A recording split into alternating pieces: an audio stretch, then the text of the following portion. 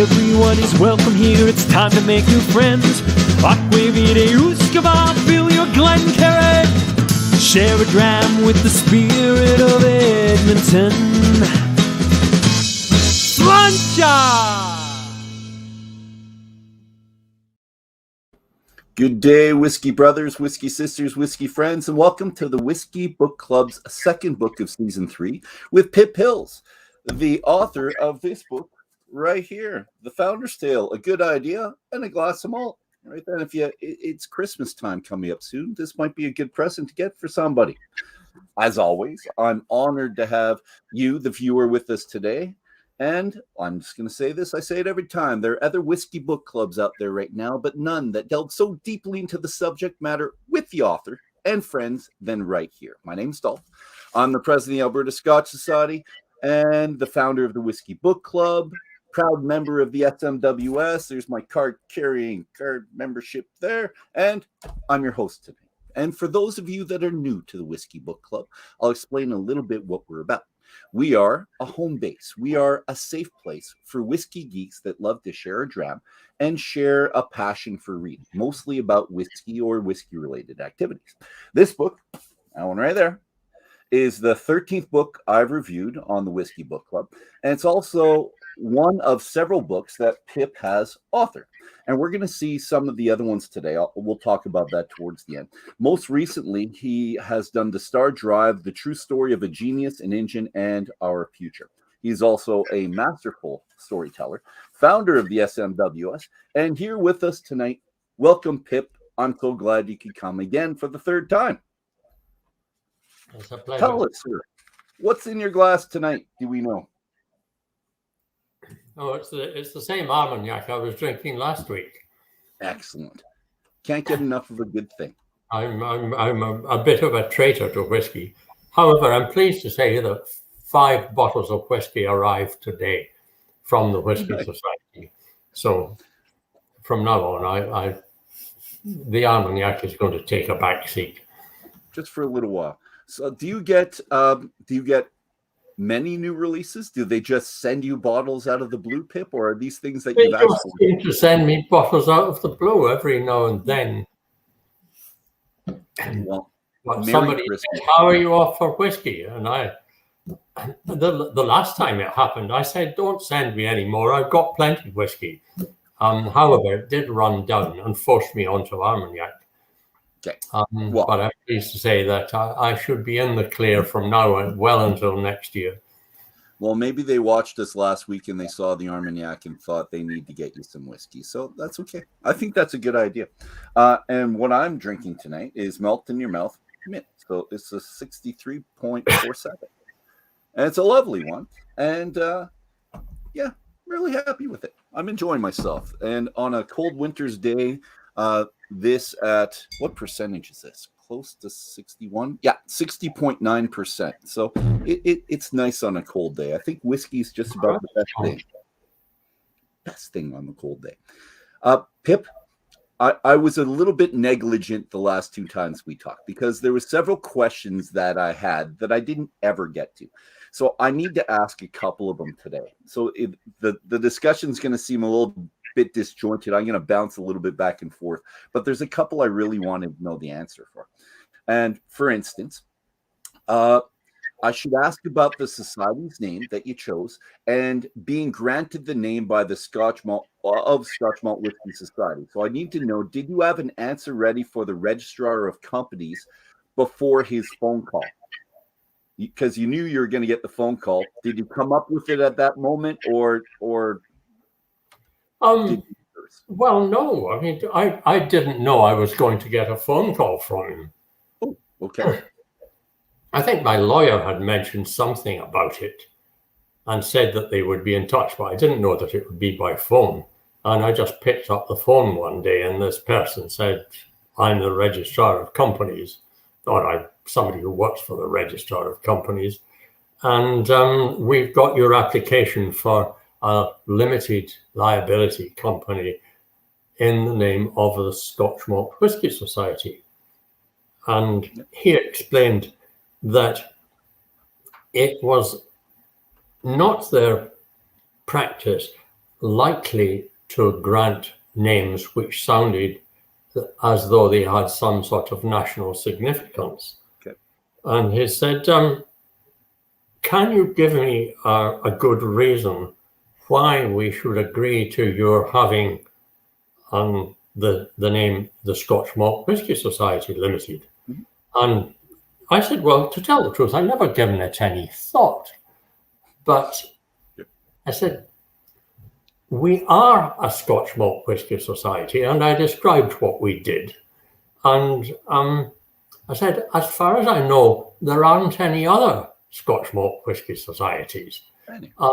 And we're all Scotch, and we're based in Edinburgh.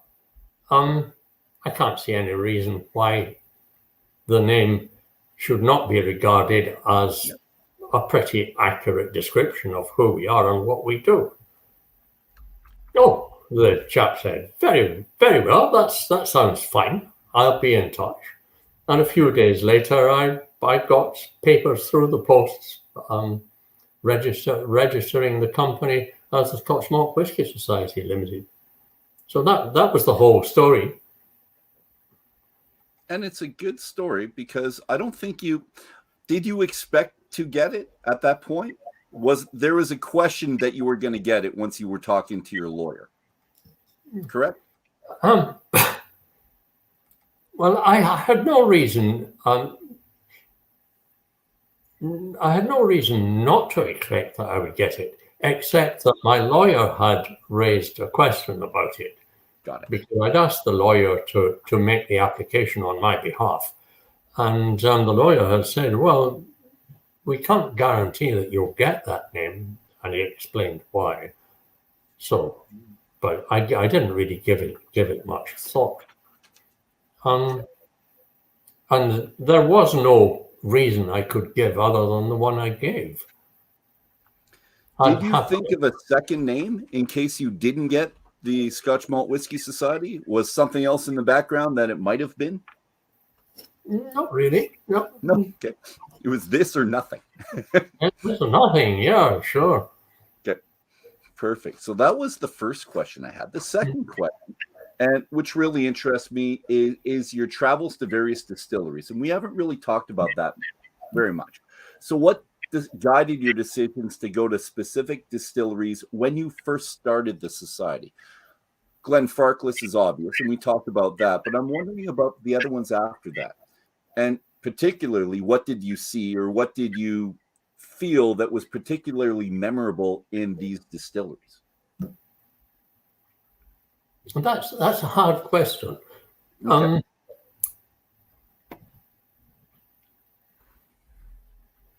I'll try to. I was looking for distilleries which would be reasonably amenable to what we were doing. Okay. And for whom what we were doing was likely to be approved of. And also, I tended to steer clear of the great majority of distilleries which were owned by vast supranational conglomerate companies. Right. So that kind of narrowed the field a bit. Okay. Having said that, the second one was, I think, the Glenlivet. And Glenlivet was owned by Shiver's brother at the time, which is an American conglomerate. But they were very amenable, didn't have a problem. Bowmore were okay. Mm-hmm. And Highland Park, which was owned by Highland Distilleries. And from early on, Highland Distillers were more than helpful. They owned Macallan as well as Highland Park. Right. So you were after the smaller Glenfarclas family owned. That one, 2 distilleries, becomes 3 later. Campbellton, were you thinking about that as well? More family owned distilleries type thing? It was quite a long time before we got around to Springbank. Okay. I was never terribly clear about quite who owned Springbank. It seemed to be an odd arrangement, but they did have some wonderful whiskey. They do. I remember I think you read in the book I took the journalist from the Sunday Telegraph down to Campbelltown to Springbank, and they took us into one of their warehouses, which was entirely stocked with butts, except for a few puncheons. Okay. And it was all sitting there, and obviously hadn't moved in many years, and it had all been there for 25 years. And they were sitting, and they opened a few to let us taste the stuff. Yeah. And it was extraordinary. And they were sitting, 25-year-old Springbank was just miraculous whiskey. And all the wood it was all sherry casks. Nice. And basically, they said, if you would like to buy some of this, you're more than welcome. We'd be happy to sell it to you. They're sitting on, again, you use the phrase I've used many times, some of the best distilled liquor on the entire planet. Just sitting there. They couldn't think of a way of selling it. They couldn't think of anyone who might want to buy it. And that told you as much about whiskey drinkers as it did about distillers. Because there were all these people out there, millions and millions of them, who considered themselves whiskey drinkers, many of whom considered themselves connoisseurs of whiskey. And they didn't know it was there and probably wouldn't have appreciated it if they had, because they were all drinking blends. It wasn't you have the same situation with Stanley Morrison with Bowmore, because you went there. And I'm wondering how many of these master distillers, or the owners, or both, didn't really understand what they had, or they didn't have faith in their single malt as being something that the average person would want. Did you find that very often? Well, yes. You have to remember that even as late as 1983, single malt was an infinitesimally small part of the entire whiskey industry. The reason most people didn't bottle single malt is that they wouldn't have sold them if they had. Or they would have had to put massive advertising behind them and introduce them as some kind of new product. There simply wasn't the consciousness among the consumer. And in a sense, what we did at the society was to help to create a consciousness of the existence of this stuff. I think that's probably what we did more than anything else. And the fact that we were an almost secret society, right, which didn't advertise, of course, it helped with that idea that people got the idea of discovering this outfit where you could get this marvelous whiskey. And of course, by and large, they weren't disappointed when they did get it. So the word spread. And it didn't do harm at all when it was spread on the back of stuff like 25-year-old Springbank. Very easy to impress at that point. But was that the most surprising when you were going from distillery to distillery trying to purchase the cask? Was that the most surprising thing, that they didn't really know what they had, that they failed to see single malt would stand on its own? Was that the most surprising, or did you have other things that were surprising when you were going from one to the other? I didn't, in fact, do most of the purchasing of the whiskey. Aunt Dana did most of it. Okay. And she had a lot of, or quickly made a lot of friends in the industry, because she is a very charming person, and people like her easily. Okay. And she got on well with folk in the industry, and she would persuade them to part with good stuff. And they were mostly fairly leery about doing business with us, but the more business they did with us, the more secure they felt about it, because it was clear that we didn't meet their worst expectations as a bunch of hooligans who were going to get them terrible publicity. In fact, once we started getting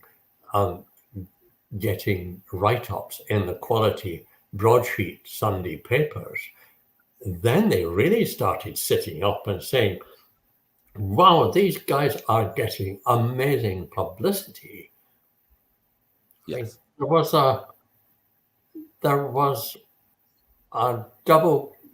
feature run in the Sunday Express magazine at some point, 2 or 3 years into our operation, and I mean they must have done about 5 pages. This was my boat trip down round the islands.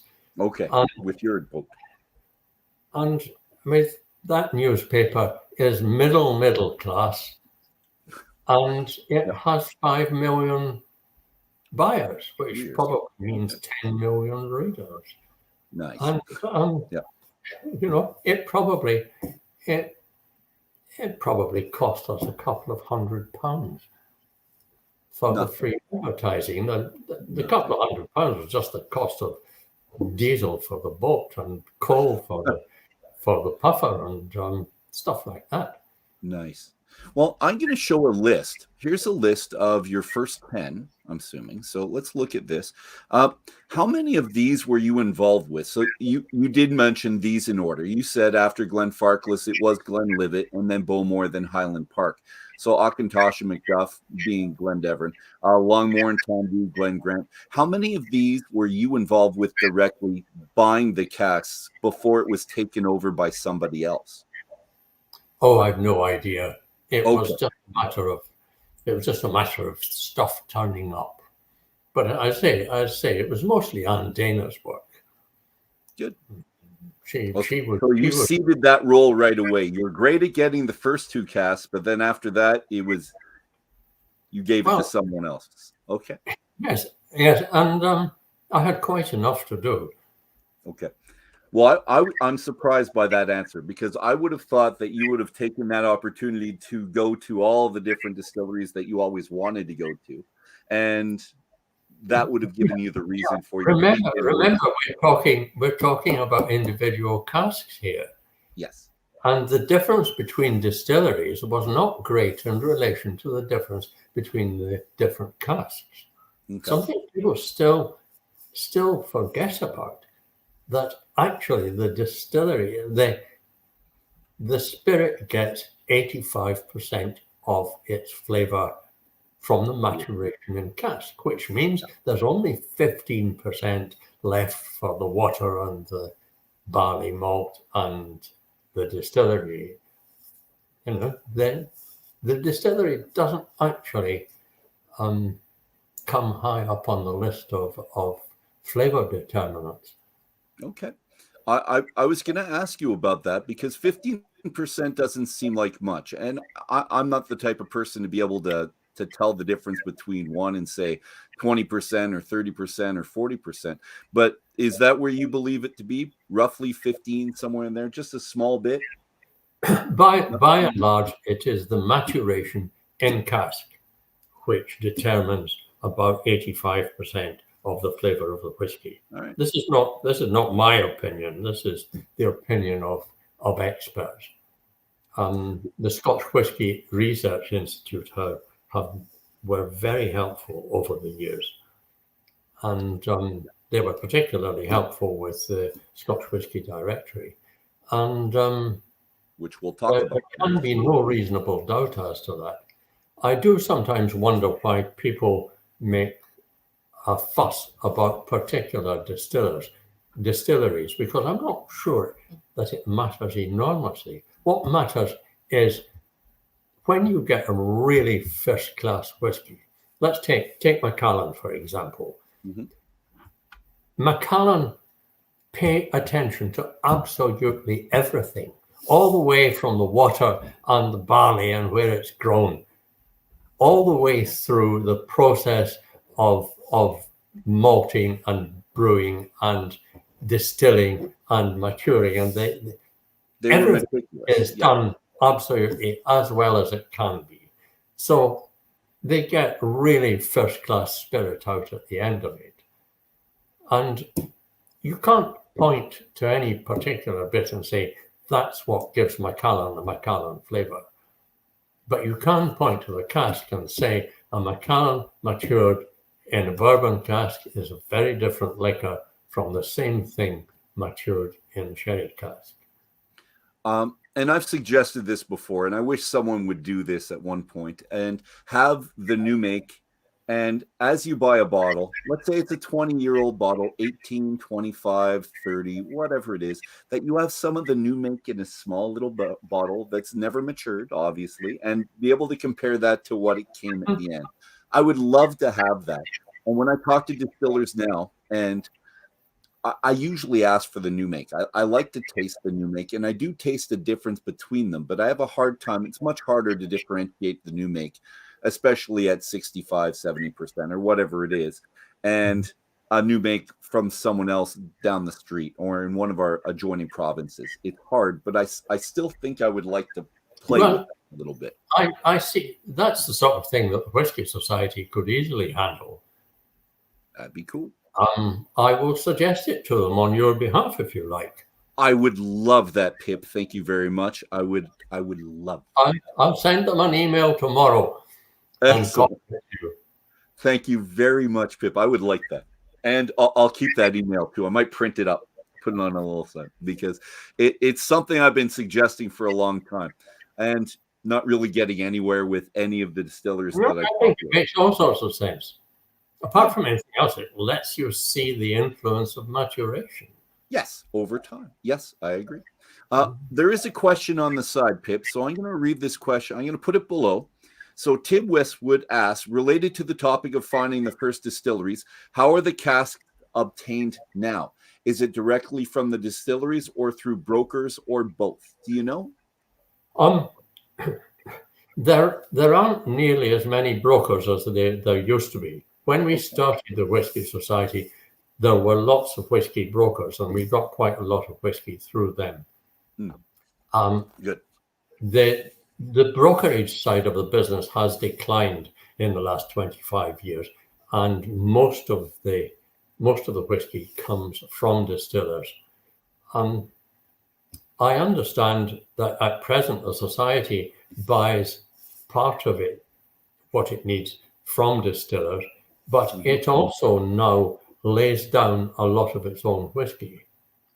And I was speaking to David Ridley, the managing director, just a few weeks ago, and he was telling me, I forget exactly how much he's got laid down, but it's a huge amount. And when you think of it, it's a sensible thing for the society to do, because the maturation is so important. Then the thing to do is to do what Macallan does and control the thing all the way from the cask to the bottle.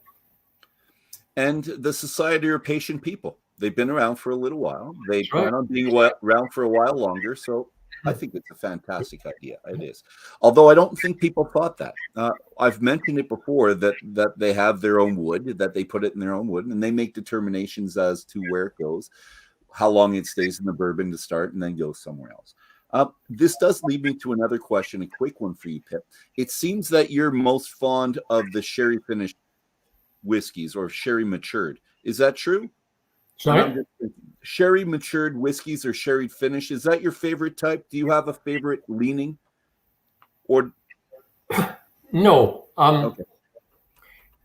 I think it's a deplorable practice myself. The finish? Finishing. The wine finish? It was invented by Glenmorangie probably 25 years ago, and they wanted an extension to they were already selling the delightful 10-year-old bourbon cask Glenmorangie, but they had the idea that they should really do something different. And I think it was Bill Lumsden, their excellent person in charge of development. quality and technicalities of that sort, came up with the idea of putting it in different kinds of cask for a few years. And I don't like it much, I'm afraid. Okay. I particularly don't like their I can't remember which one it was I didn't like. They've got sherry, port, I think Madeira casks as well. And no, I can't remember. If there is a distillery that lends themselves well to the finishing, though, I think it is Glenmorangie, because it is quite a light, floral, fruity, but it is light, so it will take on the characteristics of the barrel really well, I think. But I have had some hideous whiskey or wine finished barrels as well, so I'm going to agree with you there, because I have some really atrocious stuff out there. And that's the problem. As soon as distillers start to stray away from the narrow path, then they lay themselves open to all sorts of fakers. Yes. And indeed, I think that there's a bit in the Founder's Tale about I put the knife into a particular distiller. And quite rightly too, because the practice, what these people are doing is prejudicing the reputation of the entire category of malt whiskey by producing stuff which is faked in one way or another and just doesn't hack it. It doesn't, but you take your chances as a whiskey, and you've had a lot of whiskey as well. So I think if you're anything like me, Pip, you're still looking for different. You want something that's different from time to time, or just about every barrel. I want something different, and that's why the SMWS is fantastic. But the wine finishes, the other different finishes, I do like a port finish. I do. I'm looking for different flavors, so you're going to have to take the chance if you're out there and you're buying whiskey. I think I may be doing Glenmorangie an injustice in this, because their finishes were a bit rough when they started, but they did refine it hugely. I think so. And improve things a lot. So I haven't tasted one in years, so I can't really speak with any expertise.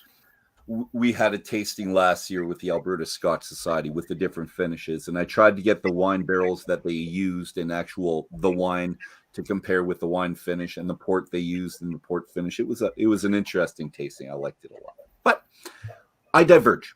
I have one last question that I should have asked over the last 2 weeks, and I have a quote that goes with it. So let's put this quote up if I can find it. Sorry, I should have had this right here. There's the quote. It was another of those lost periods, dawdling through a summer landscape in Eastern Europe, in a period when affairs looked more promising than they have done for many a long day.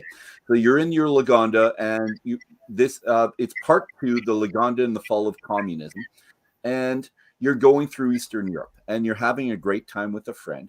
And this would appear to be, in my mind, and I talk about this a lot with friends, about big moments in your life. And this seemed to be a very big moment. It's very memorable, one in which the memories intertwined with the emotions and the actions and the tastes and the smells. You can remember everything. And I'm wondering, is there a single moment in this trip, in your Lagonda, in Prague, that stands out more than anything else, that was most memorable for you in that summer? Because it seemed like a big one for you. Yeah. I printed off your questions yesterday and read them through. And when I came to this one, I thought this is something that I need to think about, because it was a very memorable trip. Okay. And there was one event which exactly fitted your question. Okay. Dick and I went to Pilsen. Okay. Yes. The origin, of Pilsen. of Pilsner, Yep. Pilsner Lager. And they did brewery tours. And we did a tour of the brewery. And afterwards, we had lunch in the brewery canteen.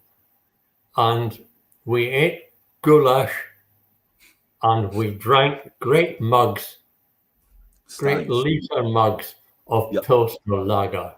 Excellent. And that was just wonderful. It was absolutely blissful. And again, that relates to friendship, I think. You're there with a person, you enjoy their company. Yeah, with my buddy Dick, and it could not have been better. The ambiance. Excellent. I love that answer. Thank you very much. But on that note, we have other friends in the background. So we're talking about friends. So we're going to bring in Gregory and Kelly and Rob and make this a little bit more cozy on the screen. We're talking about friendship. And I think that's a great one because I do have big moments as well. And I tend to think of big moments in my life. And everything does come back. The sights, the smells, the feelings, but it's usually encompassed with friendship or time with my wife or friendship with my wife and things like this. So I really like that answer. So thank you very much. But I'm going to add some more names to the fire with you because you talked about Kenneth Alexander. That's another name that you spoke with and another person of influence in your life. And in preparation to write this book, I'm wondering, were you thinking of the most interesting people you've been associated with and try to give them tribute? Was that the intent? Or did you think of the SMWS development and these individuals just came to mind? So which came first, the SMWS or the French? It was purely accidental. Okay. What would the thing is, I generally, when I start writing, I don't know where I'm going to finish. And, I start on a theme and things just crop up. And the people in the stories are simply the people who were in my life at that time. Okay. And as will be obvious, they are all sorts of different peoples, and I was fortunate in the people who were my friends throughout my life. I think. Good. And you've met a lot, and you've paid tribute, and I do like that in the book. You pay tribute to great friends, and very seldom in our lives do we get to do that with great friends. Maybe at a wedding or funerals, which sounds horrible. You're paying tribute, but you did it in this book, and I love that element to the book. So it's a storyteller's book, but it's one where you're paying tribute to friends and loves in the past. I like that a lot. But I had some perfectly wonderful friends, and quite a few of the ones I write about in the book were dead at the time of writing. Yes. And alas, all too many of them died young, or if not young, at least not very old, not like me. They were too young. Regardless, too young is the words we could use. But I was lucky in that I had some absolutely wonderful friends. I also knew a lot of people who were complete shits, needless to say. But absolutely. We're surrounded by shits, Pip. You take the good with the bad. But we tend to forget those shits usually, which leads us to kind of my next question a little bit, Pip, because Kelly's in the screen now, but Kelly asked the question in relation to your distilling license in the first week. And you mentioned bringing your still to the Cheltenham Arts Festival. You needed wash, which you got from McAllen, who helped you. They were very nice to you. And you stated that they were always supportive of the society. So we're going to talk about the shits that may not have been all that supportive of the society. So are there others that were very supportive that you would like to mention? And could you tell us about the others that were not very supportive? And I'm imagining that these first 10, and I'll bring back the picture again, these first 10, I'm assuming that they were very supportive. because they're the first 10 that you had.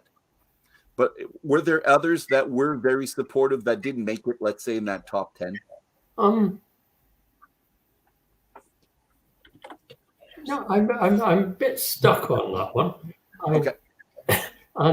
I thought we weren't ever looking for anything in the way of support except selling us the whiskey.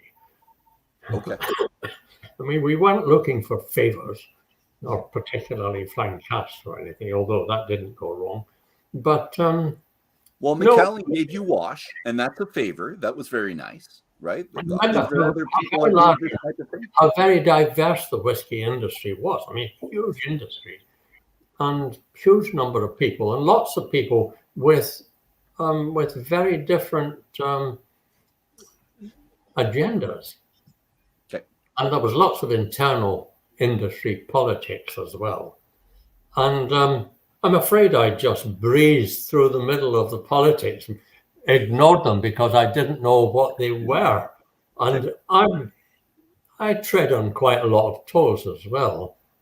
I sometimes only discovered it very much later. Well, I feign ignorance often in those kind of situations. So good for you. Just don't pay attention to it and just plug away. Keep getting the whiskey. It was the only way to do it. I mean, people had, after all, tried being nice to the whiskey industry for donkey's years and got nowhere, or at the very best got absorbed by them, absorbed into their value system, which of course constrained their freedom of movement. Well, we'll leave that be, because I think we might come back to those that were oppositional or not in a little bit. I wouldn't ask for those that were oppositional. For a start, I've forgotten most of them, and it would be invidious to name names in that connection. Okay. Let's stick with being nice to the ones who were helpful. Okay. Well, I'm going to mention one name later, and you can divert the question later if you want, but that's okay. Kelly, Rob, and Greg, did you have any questions that came to mind while you were down below in the holding pen? Are we all good? We're all good at the moment, yeah. It's just a joy to sit and listen. Just listening. Not so much a question, but a realization of something pretty recent that happened here in Canada that just, it kind of strikes true with the wrestle you must have had doing the single malts. Like in Canada, our big drink is rye, and the first distillery to open out on the prairies was down in Calgary. Alberta Distillers are known for making Alberta Premium. A lot of stuff that goes into blends, a lot of stuff that's put out very, very, very easy going. And then we had a couple companies come in from the States, find a couple casks in their warehouses. They said, this is phenomenal. You can't blend this away. It has to be released. And they got it, and they put it into, I think, Masterson's 10-year-old is Alberta Premium. Whistle Pig was all Alberta Premium.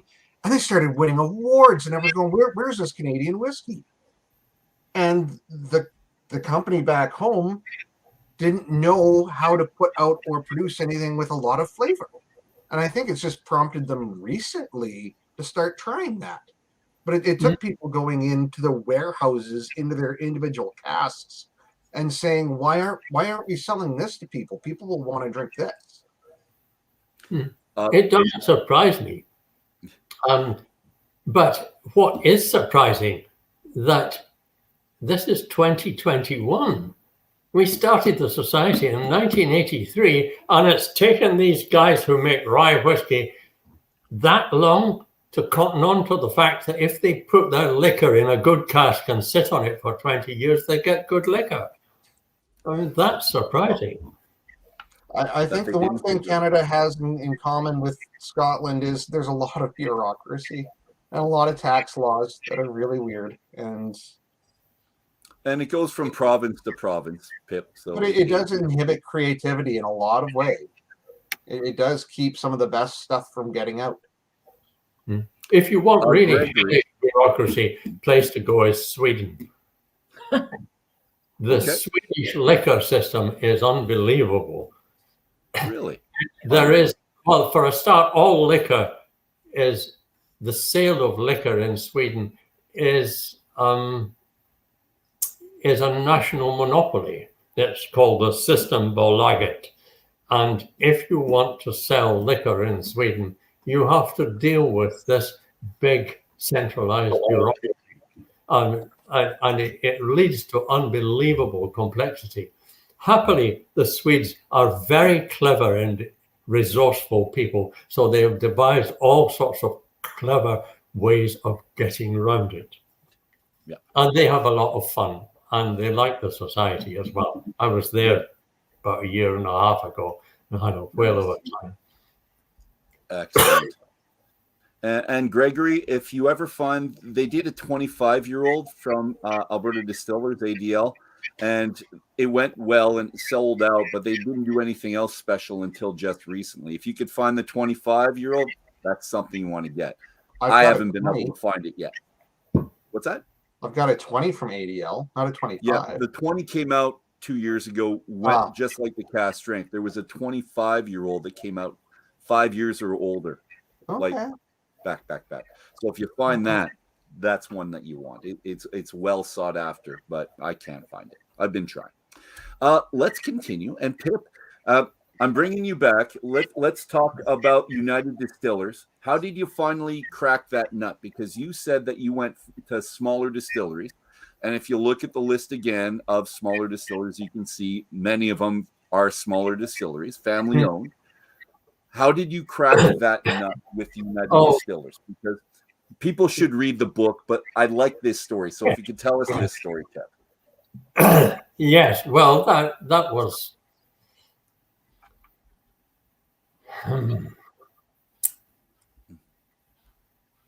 that was really a direct assault. You mentioned Kenneth Alexander.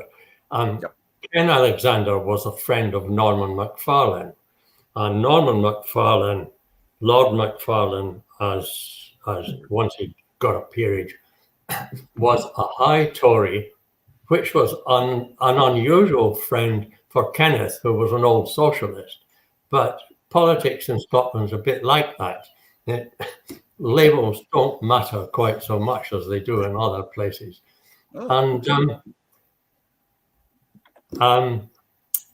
I think it was Kenneth Alexander who he came to see us, and he gave us the still and so on. And he said, was there any way he could be helpful?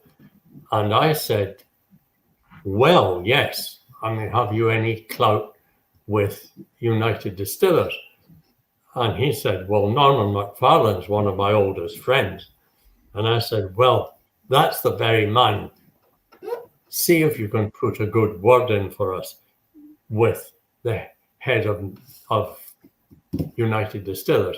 Now, you should remember, in thinking about United Distillers at this point, in that they had been recently bought over by Guinness.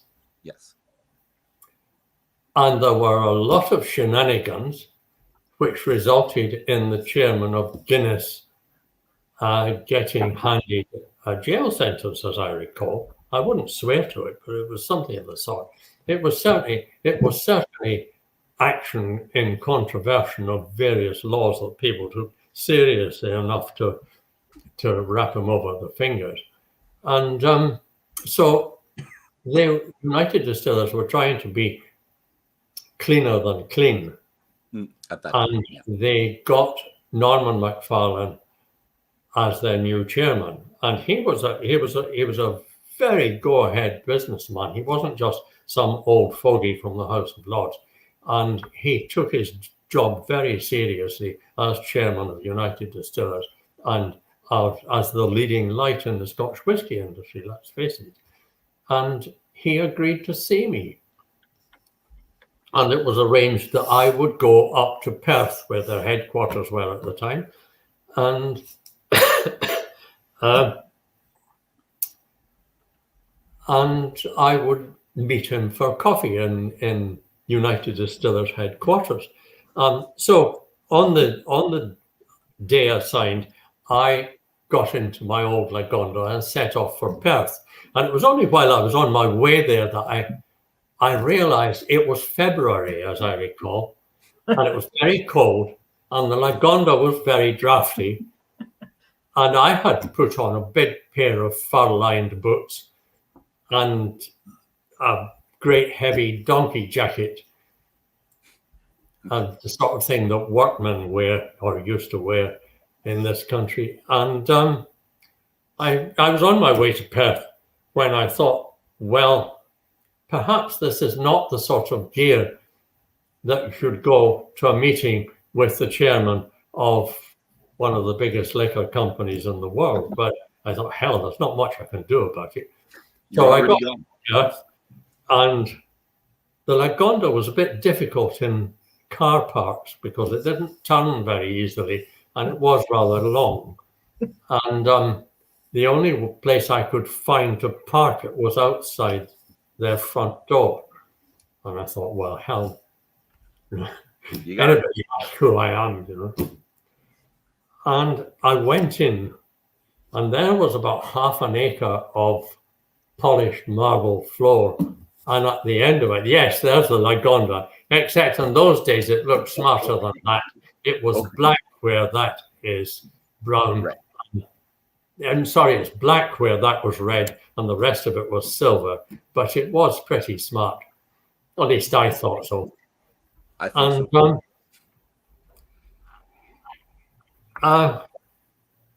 There was a receptionist at the other side of this great lobby, and I went in and I could see her eyeing me up and about to direct me to the rear quarters where tradesmen were to be expected.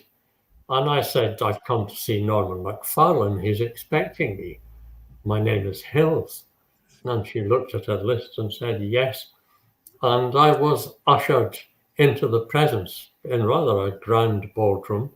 And this nice old boy gave me coffee and scones, and we discussed the problems of the whisky industry, and we discussed the problems of the Scotch Malt Whisky Society, specifically as regards supplies of United Distillers whiskies. And I pointed out what must have been obvious to him, that what we were doing could only redound to the advantage of the Scotch whisky as a category. And it was in everyone's good for him to let us have minuscule amounts of United Distillers whiskies, really drops in an ocean of whiskey.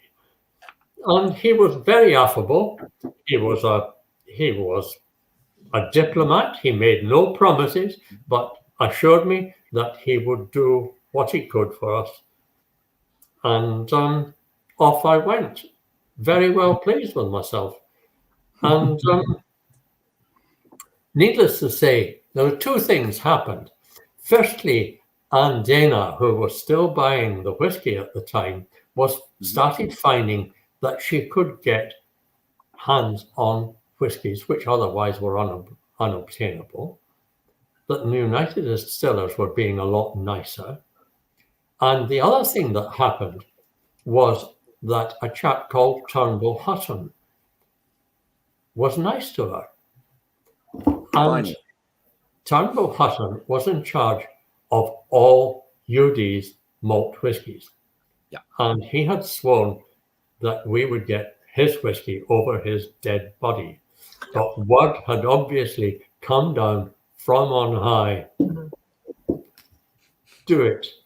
And he did it. And he did. I have to say, I don't think he loved me. I think he probably lost a lot of face over it.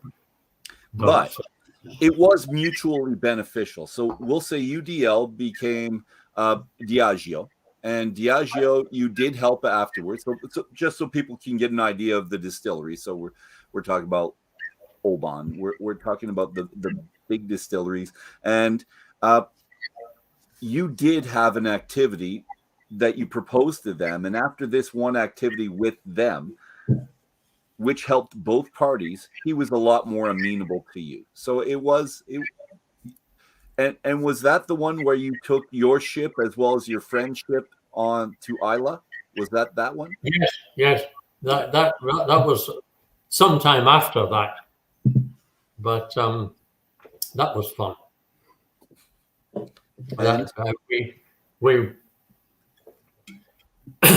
It was complicated, but basically I was much beloved of journalists at the time because I could get them some great stories, and there would always be lots of good whiskey involved. And most journalists like good stories, and most journalists like good whiskey, so it wasn't a problem. And over a few drams, John Gibb and I concocted a scheme to go around island distilleries by boat. I had my boat on the west coast at the time, and I had these old friends who had a steam puffer, a little cargo ship with a steam engine. Yours was diesel. Yours was diesel and louder. Theirs was steam, and you loved the steam after that. But the old Ricky she was the original puffer. These things were legendary on the west coast of Scotland. They were the only effective communication with most of the islands for the best part of a century. And they were much beloved. They were flat-bottomed, so they could go in and sit on a sandy bottom and unload their cargo into a cart and then float off on the next tide. They were nice things. And she was the only one left that still had her original steam engine. And it was a joy. It was very hard work. I didn't realize that. To be a stoker on a steamship was heavy labor. You had to do an awful lot of shoveling. Well, we know what shoveling's about here in Canada, except us is snow, and I'm a little bit sick of it already. I'm sorry, Bill. So it was a great thing, and that was another link to somebody. So let's change gears a little bit. Let's start talking about Paul Levi. So this is another journalist. So you're meeting journalists after journalists. Let's talk about Paul Levi. And I'm wondering, when you're meeting people like Paul, what made you decide which distilleries to go to? Were you guided more by friendship, popularity of the distillery, prestige of the distilleries? When you're trying to show people around so that they could get to know the real SMWS, what guided your decisions? I'm not terribly sure, looking back on it. It was partly friendship. Obviously, if somebody was going to write about distilleries in newspapers, I would steer them towards distilleries who had been friendly to us and who had sold us good whiskey. I would also tend to steer clear of the distilleries. By that time, they were starting to get into the tourism, and starting converting this perfectly good distilleries into horrible visitor centers. So you thought it was less authentic at that point. Okay. Well, if you want to see some of the distilleries, no, I'm sure you have done. They're awful. I mean, I would not willingly go to a distillery visitor center. Okay. They manage, in stressing the authenticity of the experience, they manage to lose it completely. Some are worse than others, but there are a lot of pretty bad ones. Well, two of the worst are probably two of the ones I want to see the most, because Macallan spent so much money on their visitor center. I want to see it. And Macallan have done it very well. I'm sure. And Cavalan, same thing, a lot on their visitor center. I want to see that one as well. So I agree with you completely, but I'm still influenced by pretty things, Pip, and I want to go see these pretty distilleries. Let's get back to Levi. Why do you bring them? Because you're saying less distilleries. You go to Cushies. So why Cushies as opposed to a 4-star hotel or some Michelin restaurant where you were? Well, it was quite calculated. Okay. He was very suspicious. He made it pretty clear that he thought we were nothing except a smart marketing ploy that somebody had dreamed up to cover an otherwise undistinguished product. And I thought the best thing was to shock him out of this mindset and do something that he would find interesting, and which would also convey the message that really excellent stuff could be found in surprisingly unprepossessing places. Excellent. Okay. And Cushies fitted that discourse perfectly. It was old, it was scruffy, it's still there. If you go to Edinburgh, go to Cushies. That's part of the tour, Pip, when we're doing the tour. It'll be there. It's on Drummond Street, I think. Okay. Yes, it says it's on Drummond Street. And I haven't been there for several years, but I guarantee it won't have changed. There are no tablecloths. Okay. And just good food. The food is wonderful. It's served with a minimum of fuss, and the people who eat there are poor people, or they're not all poor people. There are some of them are discerning people who know good food and who don't mind being in scruffy surroundings. Right. Okay. And you're that type of person. So, well, I come from a society in which there are quite a lot of folk like that who meet that criteria, that sort of description. But there can be no doubt that that's my preference. I'm not. If I go to a very expensive restaurant and eat very expensive food and drink very expensive drink, it's got to be pretty good before I remark on it. Whereas if I go to some simple place and find something absolutely wonderful, then that's, to my mind, the pinnacle of felicity. If I can be permitted a very quick story, which is not in the book. Please do. Ooh, I like that. Maggie and I think I mentioned Dick Morton, my former common law brother-in-law, he of the trip to the island of Tanna and the South Seas and so on. Well, Dick had bought a house on the Dordogne. The Dordogne is a river that runs through southwest France, and it's very beautiful. And Dick had a house which he was supposedly doing up in the Dordogne. And Maggie and I had reason to pass through that region of France in our car one time. And I said to Maggie, why don't we go and look at Dick's house? Now, Dick at the time was in the South Seas. He was on Fiji, as I recall. And I phoned him and said, can we go and look at your house in the Dordogne, Dick? And he said, sure. And he told me where to go.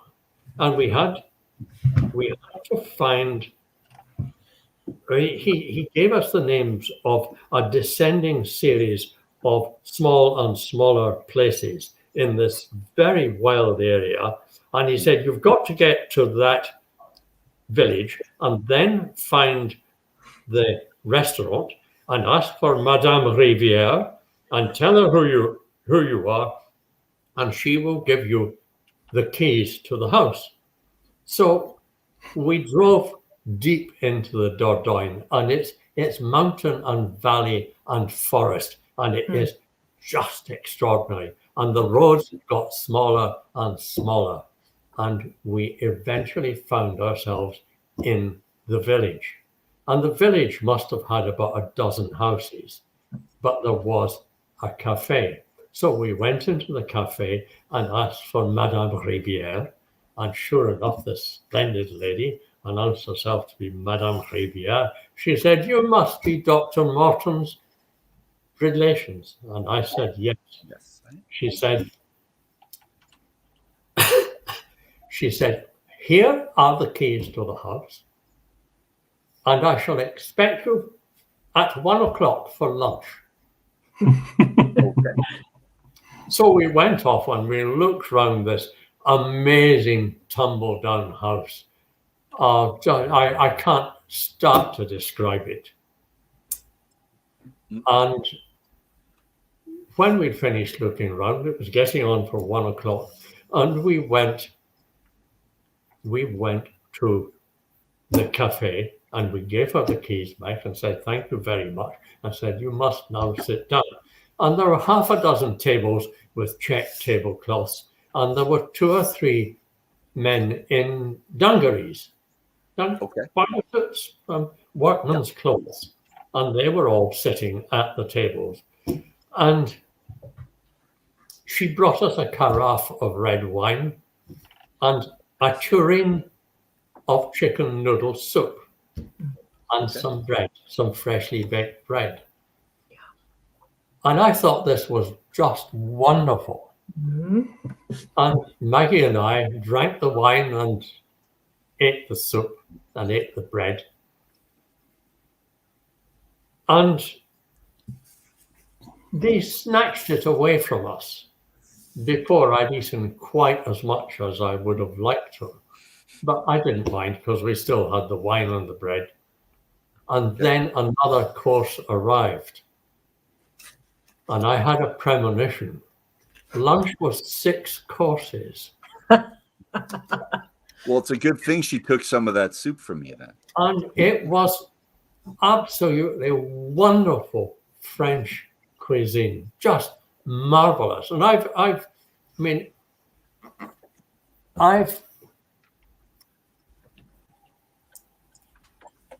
have long experience of French cuisine in one way or another. I have eaten off gold plate in Paris in some of the best restaurants in France. The Michelin I've never eaten anything as good as this. And I think she charged us 10 francs. Or something of that order. It was just preposterous. And what is more, all the agricultural laborers, they were eating the same food we were eating. Okay. Nice. And they were paying 10 francs to it. It was just wonderful. And I guess it's, if I take that as the measure of good food and drink, that is the experience, the gastronomic experience, pretty nearly at perfection. Now, does that make sense to you? It does. And I think trying to find the diamond in the rough is really a great experience. And when you can actually find them, so Cushy's was that for you, and this was as well. It's memorable. And again, I go back to the big moments in your life. When you find something that special and it's not expected, you tend to hold on to it for a while. And I do. So that's good. Before I go on, Gregory, it looked like you were just about to say something. I cut you off, buddy. No. I was just having a realization based on what was said there. That's okay. Nothing big though. So. You agree with it all then? Yes. I think yes. But my mind had 2 and 2, but had not made 4, and that just helped me to realize some of that. So That's all. Nice. And I'm going to continue with the same thing because when you went to the States, Pip, you were introduced to swanky venues. You talk about swanky venues, and you weren't all that impressed with these swanky venues. And I was wondering at that point, because you mentioned that a few times, what does endear you the most? And it seems like it's the company you keep, the atmosphere, and the alcohol. And I don't know if that's in any order, but is there anything else that really endears you other than company, alcohol, the atmosphere? Is there something else as well? No, I think that pretty well covers it.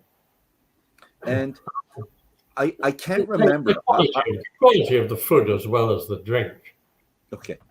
Well, and I think I like it especially if it's unexpected. Another story that's not in the book, if you don't mind. I'll just when we went to the US first. Yep.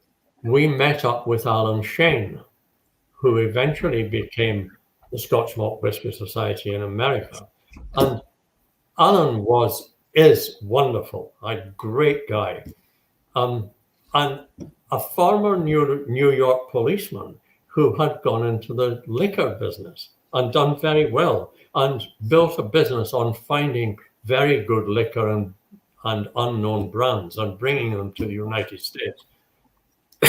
And Alan knew about my likings for this kind of thing, okay, and for unexpected good food. Good.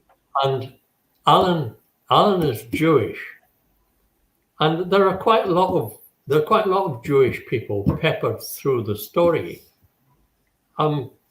Purely accidental people like David Dykes and Paul Levy and so on. And so I didn't have a problem. And indeed, I found it interesting because I had never met any New York Jews, and we got talking about food, and I mentioned to Alan that I had read about a foodstuff called knish. Knish, yes. Yeah. Okay. And Alan said, there used to be thousands of knish parlors. He said, I'll take you to a knish parlor if you like. Please. And he then started tracking a bit. And I could see he was slightly uncomfortable with it, but he was as good as his word. And he took us to the last remaining knish parlor on the Lower East Side. Okay. Very scruffy part of New York. And this was Mo Schimmel's knish parlor. And it was wonderful. And we ate knish in this parlor, and it was a bit like Cushy's restaurant. That's to say, there were no tablecloths. There were just tables with smooth surfaces which got wiped when they got dirty. And Alan, I think, was always a bit embarrassed at having taken us to Mo Schimmel's knish parlor, although I sang its praises widely. And again, I mean, it was memorable. If he'd taken us to a really smart restaurant. I mean, Maggie and I, on one of our later visits to New York, had lunch with Bob Forbes. Now, Bob Forbes was one of the Forbes family, and therefore one of the richest people in the world. And Bob Forbes took us to lunch in his favorite French restaurant, which was a restaurant in one of the side streets off Madison Avenue, which I noticed didn't have any prices on the menu, which was unusual. Be careful. Yeah. Needless to say, Bob was paying. But I have to say that lunch wasn't nearly as memorable as Mo Schimmel's. See, the big moments, Pip. I keep talking about them. Yeah. There's another one as well. In the book, you were talking about the scones, where you went for the scones. What town was that? It was your favorite place for scones, and it was two ladies that owned the place, and it was a seafood scone restaurant. What was that? Seafood and scone restaurant. The same type of thing where it's in the book. Oh, I can't remember. Yes, I think this was in Oban, wasn't Paul Packelt, who wrote Paul Packelt's Wine and Spirits Journal. I took him to a restaurant called the Button Ben in Arbroath. Yes, and fed him Cullen skink, which is a soup made out of smoked haddock, potatoes, onions, and cream, and is perfectly divine. It doesn't sound very good, but doesn't sound the title. But believe me, it's worth having. And again, if you ever get to this part of the world, it's in a place called the Button Ben in Auchmithie, just to the north of Arbroath. And it's worth going. They have great cakes as well. But go there and eat Cullen skink. And Paul Packelt said it was the best soup he had ever eaten in his life. Another diamond in the rough. It's good. People whose profession it is to eat and drink in swanky places. I'm going to make things. Sorry, it's going to be a little bit sad for a little bit because we're going to start talking about your separation from the SMWS. Let me get some more. You do that. Get more to drink. I already filled mine up a little bit. Well, probably too much afterwards, but we're good. Chapter 11. Oh, actually, I don't know if Pip can hear me, so I'm going to wait a second, and we could all drink some whiskey and look into the camera lovingly. Kelly and Rob, what are you drinking, by the way? You said it looked like you re-poured.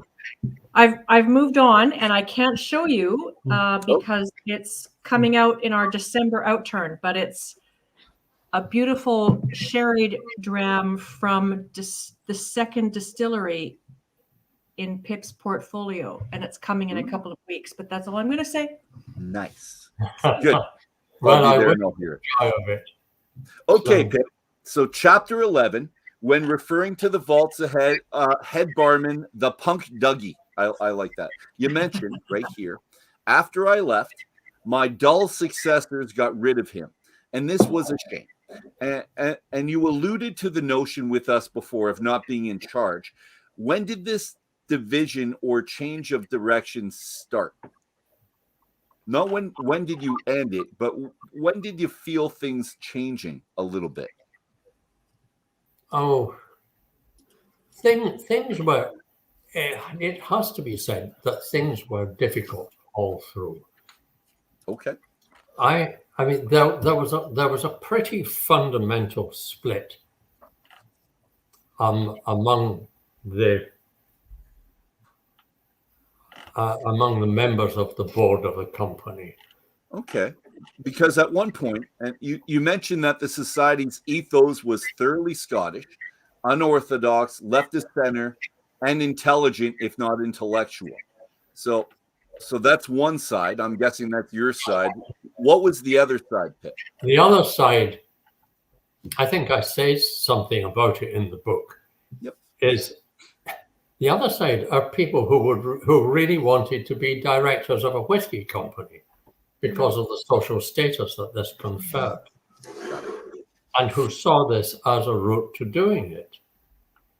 Or they were people who would invest a bit of money and thought themselves that they should be privileged because of it. And by and large,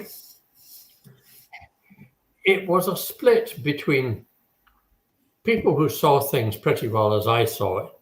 Mm-hmm. So that's to say, who thought of it in terms of fun and getting access to really brilliant liquor and cocking a snook at all the self-satisfied pompous people who we thought were running the whiskey industry. In fact, most of them weren't as self-satisfied and pompous as we thought they were. But it was, you can see that whole thing. And on the other hand, there were these people who were seeking status and importance. And it was absolutely fundamental. And if I had been more careful, things would have been very different. But I wasn't careful. There's no point in moaning about it now. If I'd been careful, I wouldn't have started the thing in the first place. But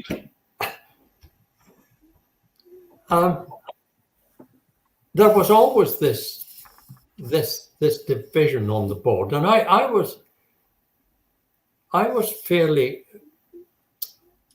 ecumenical about who I wanted it to be a cooperative venture of people with a like mind. So I, even from early on, was happy to let all sorts of people in as shareholders on an equal basis, because I saw it as a cooperative enterprise.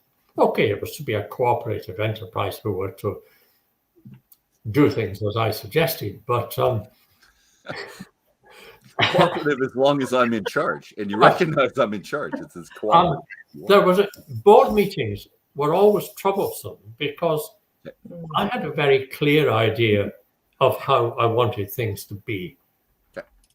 And I could quite often, by sheer force of argument, get my way at board meetings. Right. And they didn't like this, because most of the things I was suggesting for the society were very much in keeping together the original ethos, the original spirit of the thing, the original way of doing things, because that was what was unique, and that was what was valuable. And they were wanting to do things that would make a quick buck. And I was saying, look, the money doesn't matter that much, as long as we make a profit. If I'd paid more attention, things would have been better. But eventually, as I think I said in the book, eventually we got screwed by the Royal Bank. Yes, you mentioned that last week. The irony was there. A company, the biggest British bank, which would have gone bust if the government hadn't bailed them out. Mm-hmm. Gone bust because they were too stupid. They couldn't see what was coming. There were lots of people at the head of this organization who were getting paid fabulous sums of money for running a bank badly. And they changed in management in relation to you, or the manager that was in charge of the SMWS. We had a very nice bank manager who was in charge of the George Street branch, which was the biggest branch outside head office. And he very much had his own way on doing things, and he was very supportive. But something happened to him. I think he became ill, and he was replaced by an accountant from head office. And this accountant took a look at our business and didn't like things at all. And in fact, we had been aware that things had to improve early on, and we had put in place what was necessary to do things, what was necessary to improve the profitability of the company. But it was going to take time. And they weren't going to give you the time to do it. They weren't going to give us the time. And a whole lot of things happened very quickly. I think there's somebody, I can't remember who said that going bust is slow and quick. It happens, it takes a long time, and then it's very quick. And the bank was going to pull the plug if something weren't done. And so there was a cabal of board members, shareholders, and they decided that I was the figurehead that's got to be chopped off. And in a sense, I was. in a sense, I was in that I should have paid more attention to the management. But I thought what I had to do was to find a good managing director and put them in place and let them get on with it. And I could get on with the bit I was good at, which was getting publicity for nothing. And I mean, there's no question I was successful. But of course, I had been getting them publicity for nothing for so long that they took it for granted. Yes. And if I were to ask you, would you have done something differently? So I don't know if you could have, but would there have been something you could have done differently with the bank, with the new manager, with the more conservative, divergent part of the SMWS, the members? Was there something you could have done, do you think, at this point that would have changed anything? Or would you have to have done something years previous? Yeah, I think yes. There's one interview that comes to mind. Ooh, okay. Where I had a discussion with one of the opposing faction. And I see now that if I had been more intelligent, I would have been able to win him round. But I wasn't. Alas. Hey, it's all water under the bridge now. The fact is, the company was salvaged. It was run carefully, which was what was needed, and it was in reasonably good order. And Glenmorangie bought it over. Yes, Didn't change it appreciably. Nope. Just jogged along doing the same thing. And then the present bunch of people bought it out from Glenmorangie. And they looked, what they tell me, they looked at the company and said this was a really exciting company that could be a really exciting company again. And set out to reinstitute the desirability of fun. That it wasn't about being po-faced connoisseurs, it was about like-minded people on a basis of equality drinking good liquor. Yes. And I must say I like what they're doing very much indeed. And Glenmorangie bought it in 2004, and it was sold back to private investors 2015. So they've had it for coming on 7 years now. I think they've done a great job. But Pip, let's go back. I don't want to harp on this, but I want to know what you missed the most, because they stopped the lifetime membership and they stopped the Burn Supper. I'm wondering if there's something that they ended that you would like the new group to restart. Is there something other than maybe the lifetime membership and the bird supper? I'm not sure. I like what they're doing. They're expanding it hugely, but they are managing to retain the spirit of the thing and to keep it under control. It's the managing director is a man called David Ridley, and he's a really good bloke, and he's got a lot of really good people around him. And you only have to meet the staff to get an impression of what the place is like, because the staff throughout, and the staff move around the different venues, and they're great. I like them hugely. And they all know their stuff. They're all much more knowledgeable about whiskey than I am. Well, you're no slouch, though, Pip. And we're going to talk about some things. Kelly. I have a question. So, Pip, I'm curious, after years of not being involved, who was it relatively recently that reached out to you to see about coming back into the fold? Was that David Ridley, and what was his argument to you? I think it was David Ridley. Curiously, I'm not sure, because it wasn't that long ago. Yeah. But he asked me if I would come and have a chat to them. Now, I had never been to the vaults from the time I left. Okay. I walked out one day until you were brought back. And I had never been back. Yeah, I'm not surprised. So obviously, if it was David who reached out, whatever he said struck a nerve, and you've been back in the fold for the last few years. Basically, he explained that they wanted to bring back some of the spirit of the original of the original company, and would I be interested? And just as something amusing to do. I mean, he wasn't offering me a job or anything like that. No, I mean, nobody who is as good a manager as David would offer a job to me. But you are still getting whiskey from them, so you're doing something right. Yes, well,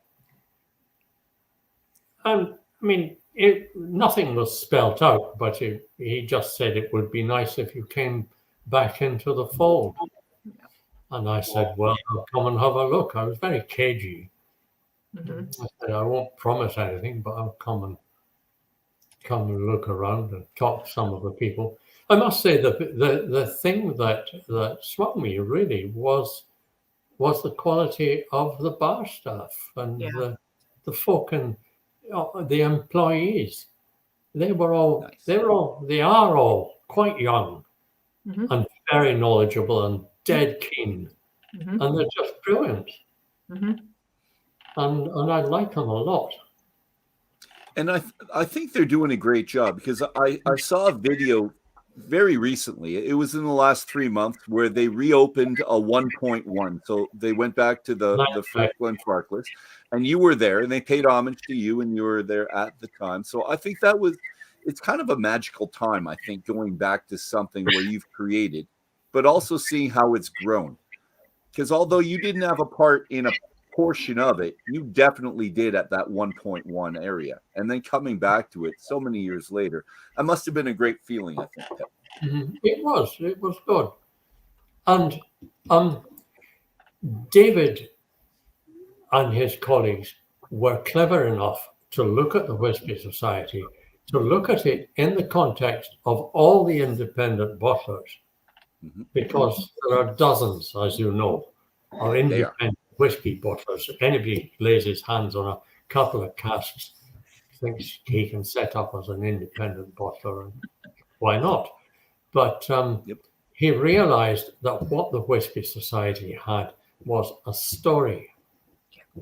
It had, and the story just happened to be true, which was a gift which marketing persons very, very, very rarely have. And I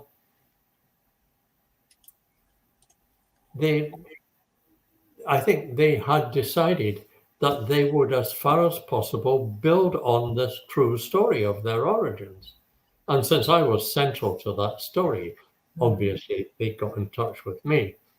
And it was just around, a year and a half ago, something like that, that shortly after they had approached me, that I was talking to Hugh Andrew, who is the publisher of Berlin Publishing, Scotland's biggest independent publishers. And I was talking to Hugh about something else, something which turned out to be the Star Drive. And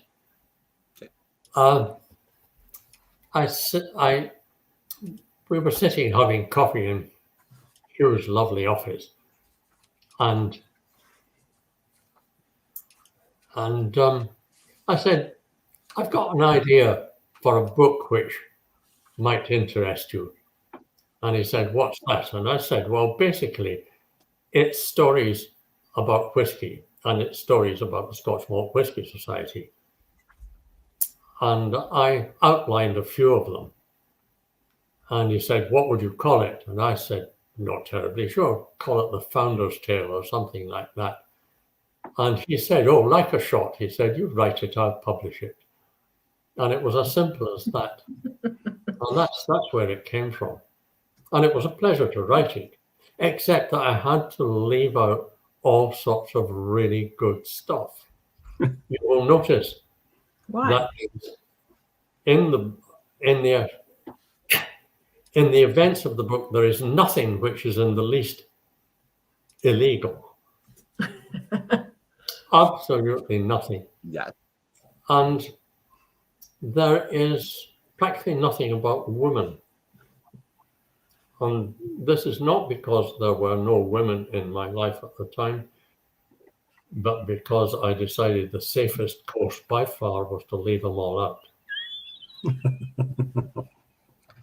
You've talked about several women in small portions throughout, not completely left out. But I have a 2-point question, and the first part's for Pip, and then the other part for Rob and Kelly, if we could, please, because I'm wondering how the society was laid out, and in business terms. So I'm wondering, was there a board of director with a chair, and how did the board of director, how were they nominated to the position? How did this start, Pip, in the first place, please? There was always a board of directors and a chairman of the board.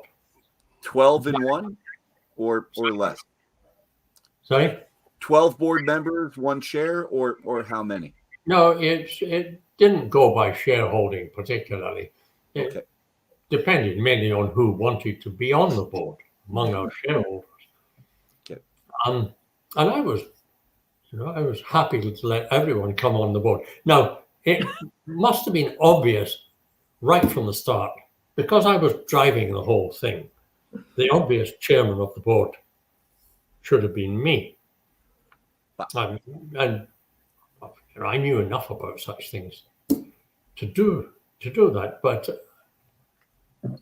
I knew what was happening, and I knew what I wanted to happen, and so on. But my view was always that the chairman should just be a chairman and make sure the meetings run properly, and that's about it. But this was not the case with my fellow board members, quite a few of whom thought it would be a very big deal to be the chairman of the Scotch Malt Whisky Society. Yep. So there was a man called W. Gordon Smith. He's dead now, so I won't say anything about him. Okay. But he was not a lovable character. But he was desperate to be chairman, and we made him chairman. And I said, now, the chair of this company must be primus inter pares, first among equals. Okay. He didn't see it that way. He thought the chairman was the boss.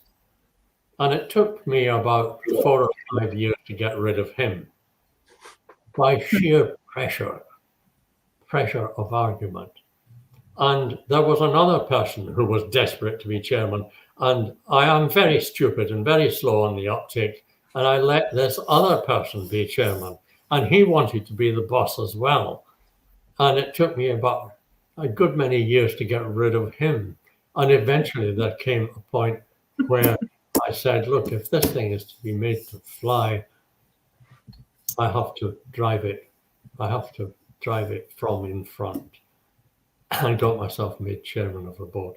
That's what happened. But the power was shared with the managing director. Chairman in the first instance. Okay.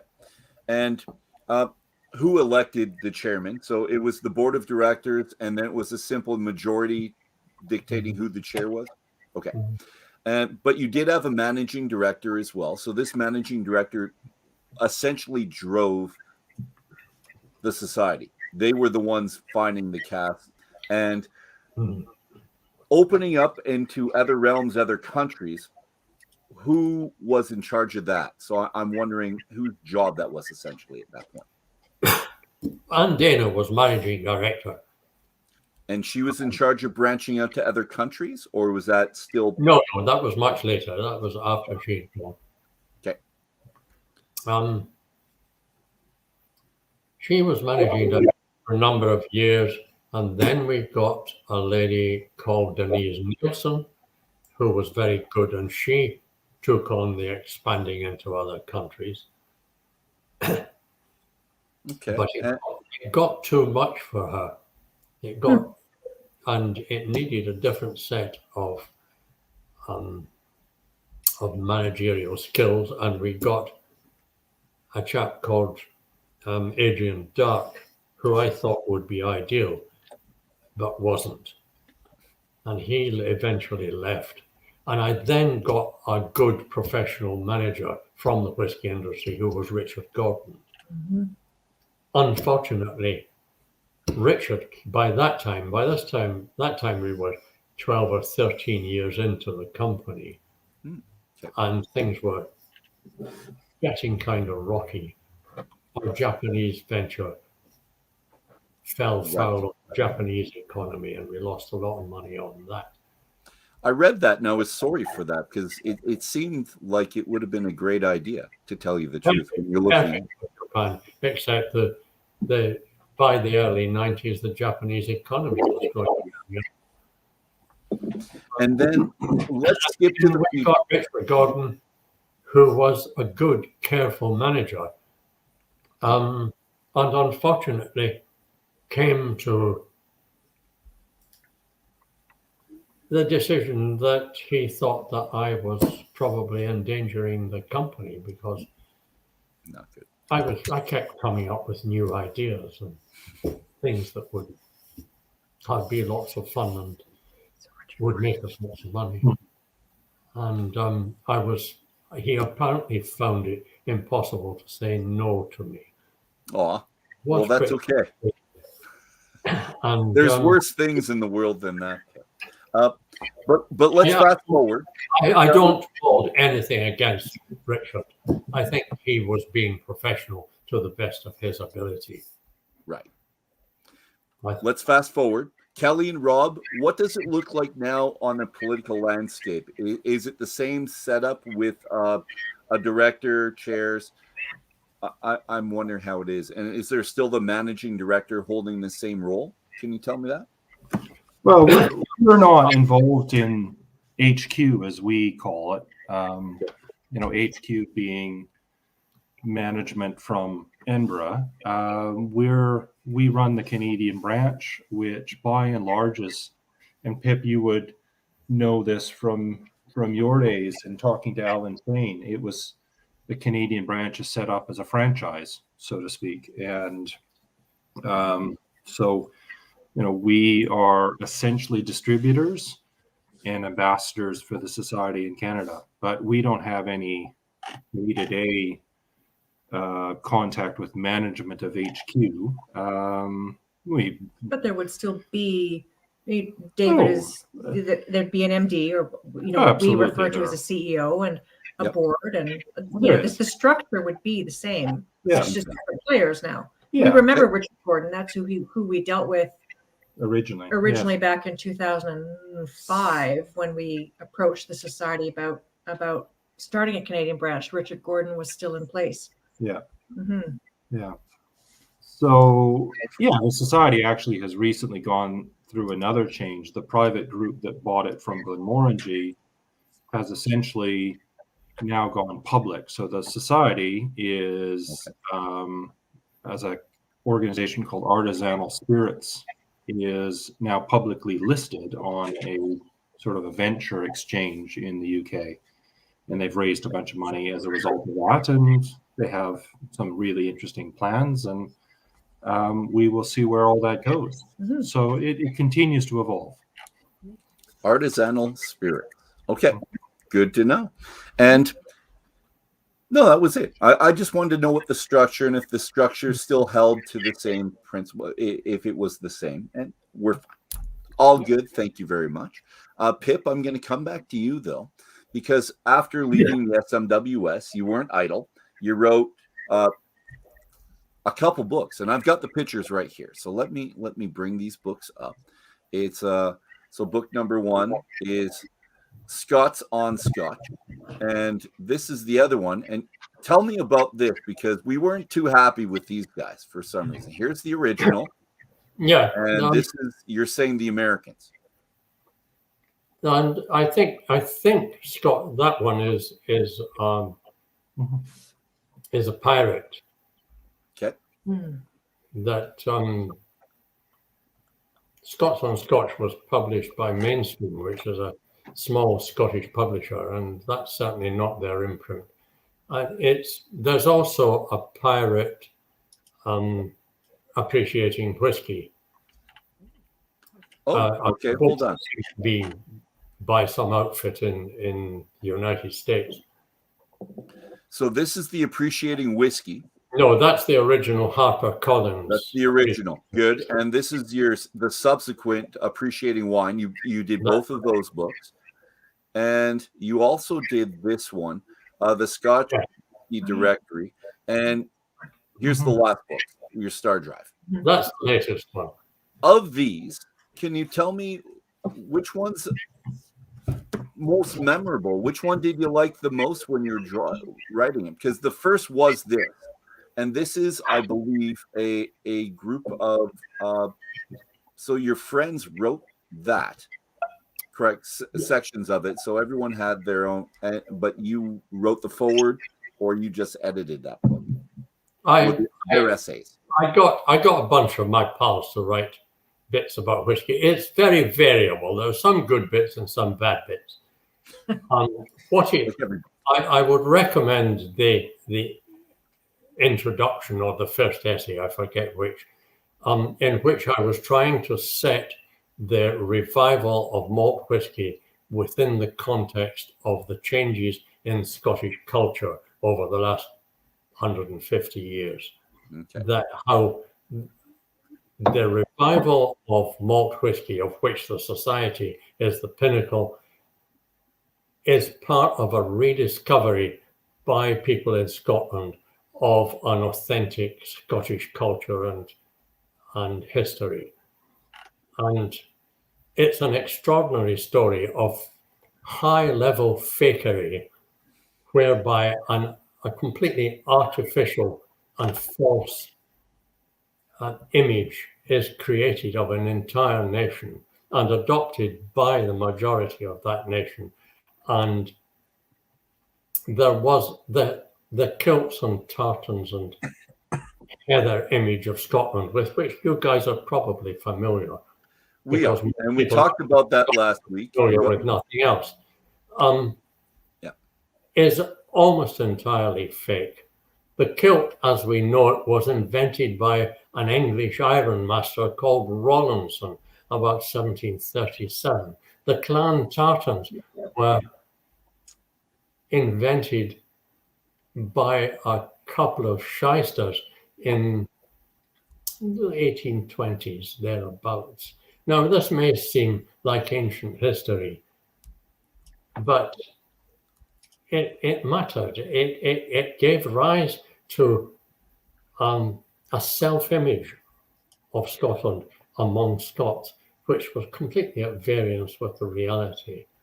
And it was possible because the Scots didn't understand themselves or had a false impression of themselves.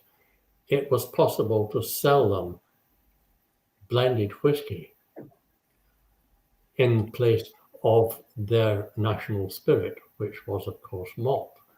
And that's the argument of the essay. It's quite a good essay, and I think it's by and large true.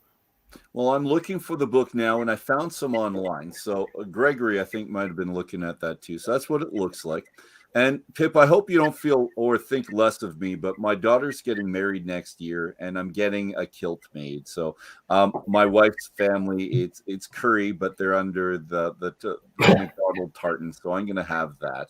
Don't think less of me if you see me in a picture of a kilt, because I've wanted one for a long time. So, but it's going to be the traditional kilt that gets wrapped around me 3.5 times.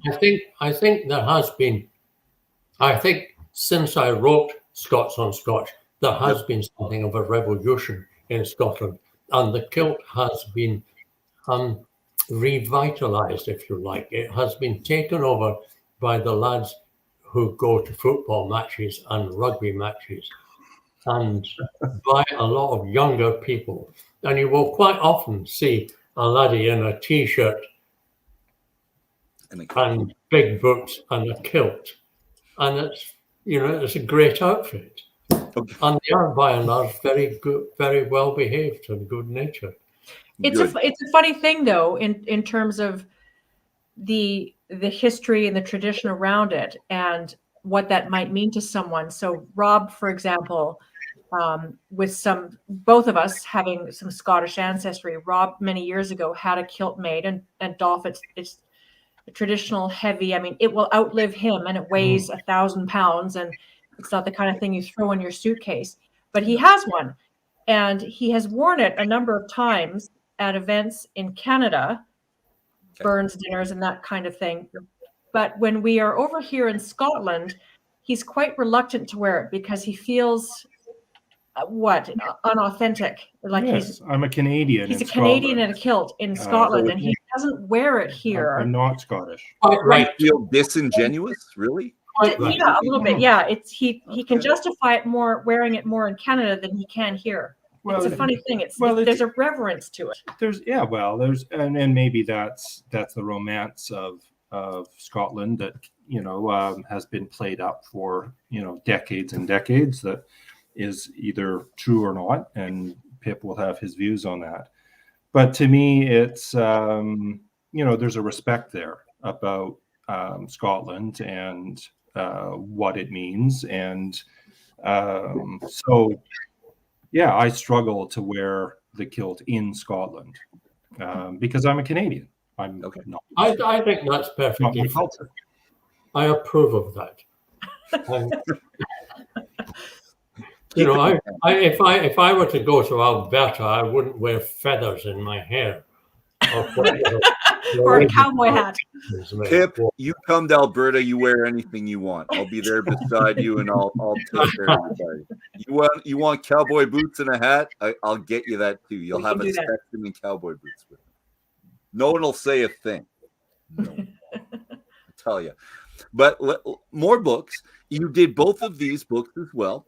Appreciating whiskey and appreciating wine. So that's in the series. Did you think about doing appreciating rum? No. Okay.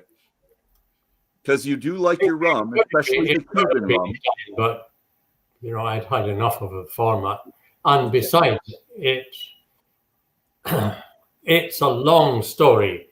But HarperCollins, the publishers, big publisher, were taken over by their American subsidiary of all bloody things. Damn America. I had a contract with them to do a job on appreciating wine, such as they'd done on appreciating whiskey, but somebody took a decision as part of this turnover that they were going to ditch appreciating wine. So they brought it out in a crappy little volume, which was obviously designed so that they could say that they had met their legal responsibilities.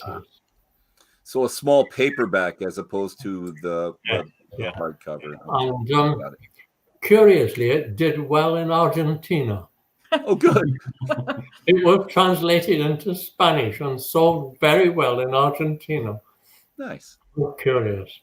And did you go to Argentina to push the book as well? Did you get a trip out of it? But I did have a great trip to Rioja with my daughter Stephanie. I think I wrote about it in the book.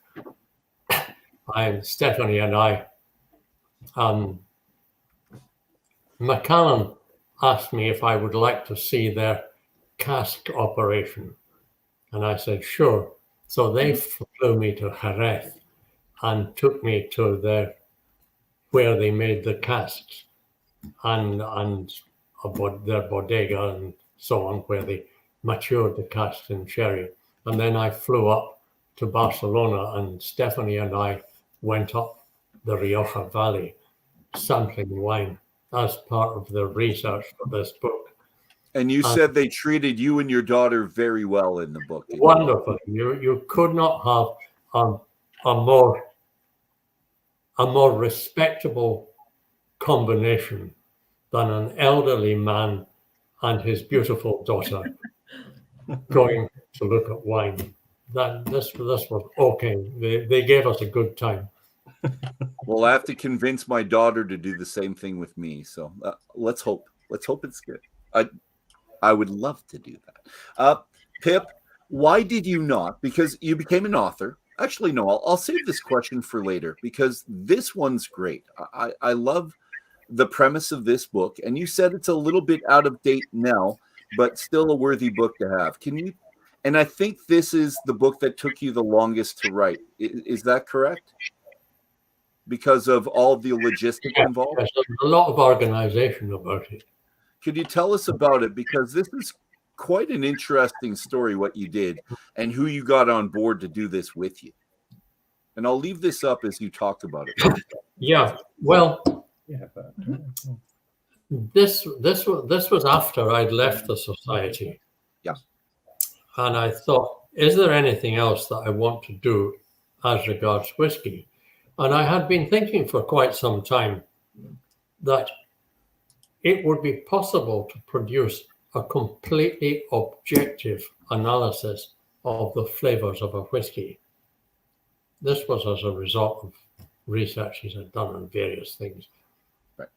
And so for the Scotch Whisky Directory, I got sort of something of around about 300 whiskies, and the flavors of a whiskey can be categorized according to, I think it's 13 or 14 different flavor categories.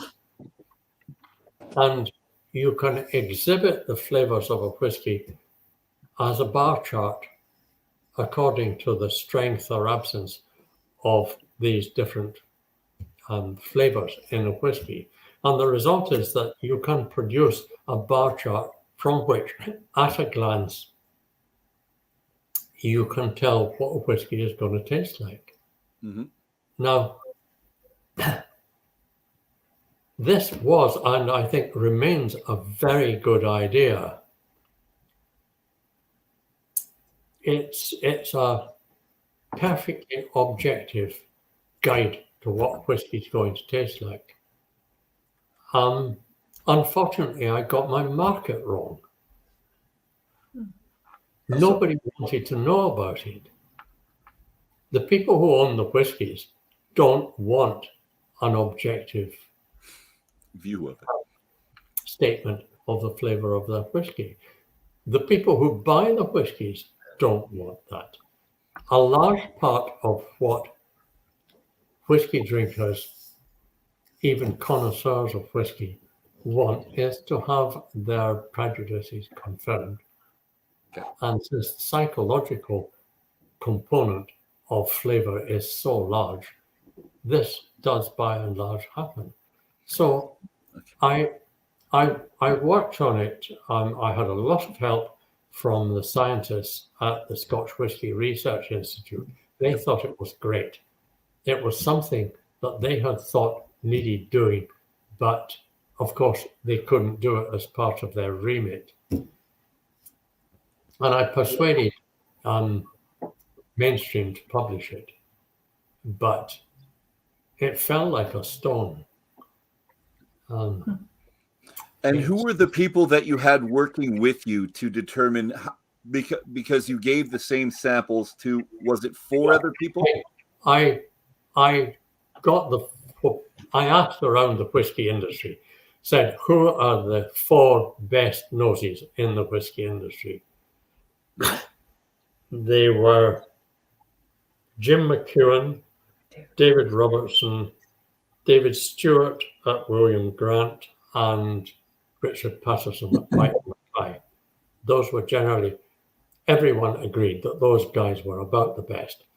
And I persuaded the 4 of them to taste round about 300 whiskies blind and to rate each of them for me according to the 14 criteria. And you said you were surprised that they were surprisingly similar. Oh, they were surprisingly close. I expected to have all sorts of statistical variations. But they weren't. They were spot on most of the time. And it's, if you can find a copy, it's worth buying as a curiosity, because it shows all sorts of interesting things. Now, it's what it must be 15 or 20 years old now. Yep.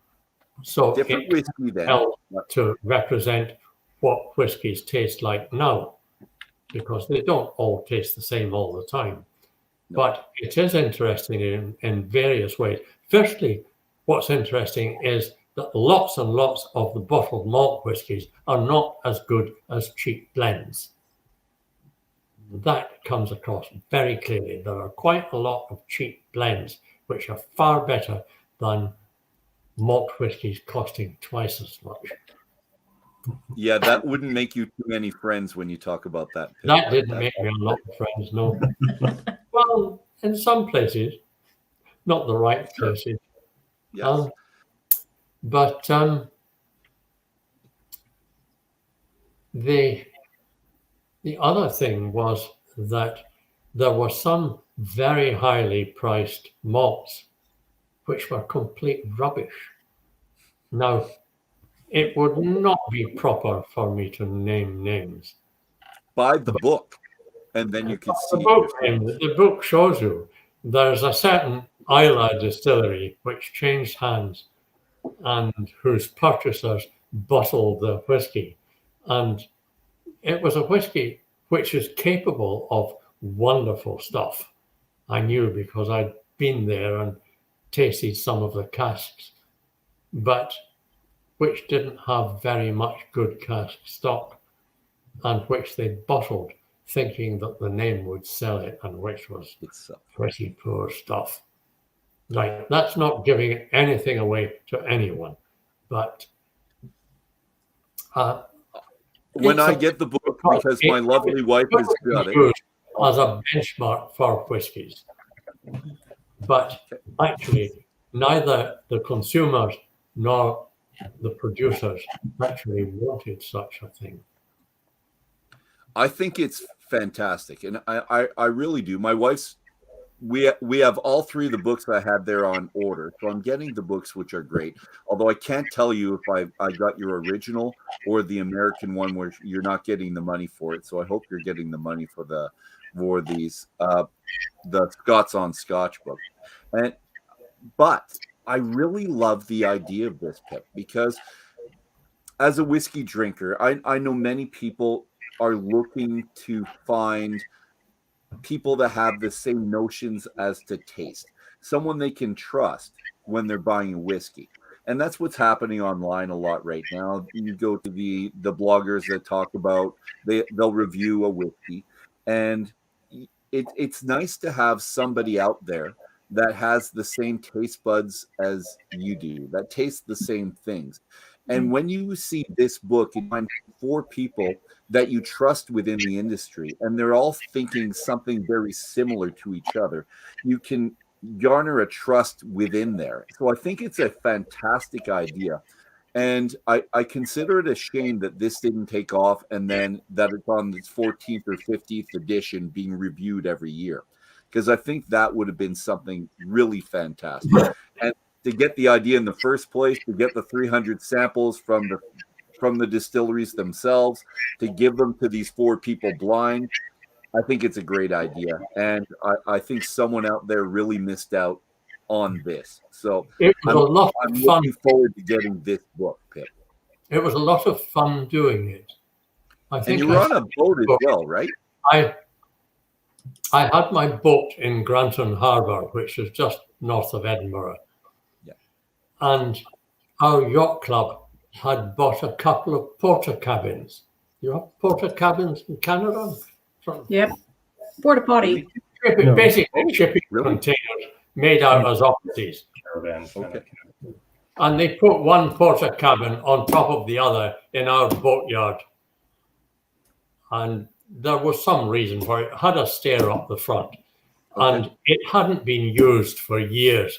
And I said to the club committee, I said, look, can I hire our porta cabin for a year? And they said, sure. What were you thinking of paying? I said, I don't really mind. They said, well, think of something. And I said, how about whiskey for the club bar? They said, right. And good. I then got these, I think it was 300 odd whiskies, into my porter cabin in Grantham Harbour. And I used the porter cabin as my office. Okay. And I had a lot of visitors, surprisingly. People would come, climb the stairs up the front, and we'd sit and we would sample one of the 300 bottles of whiskey which were in the porter cabin. And we would look out over the harbour, and if the tide was in, we would take some whiskey and we would climb on board my boat and we would go sailing. Nice. That was pretty good. It didn't really matter that the book wasn't a huge success. Well, I think it should have been. But were you trying to do this blind as well? Because you knew the bottle, or did Maggie do something to help you decide what was blind and what was not? The whole thing was done blind. And what I did was... For you as well, though. For you as well, it was blind. All of the tasting was done blind.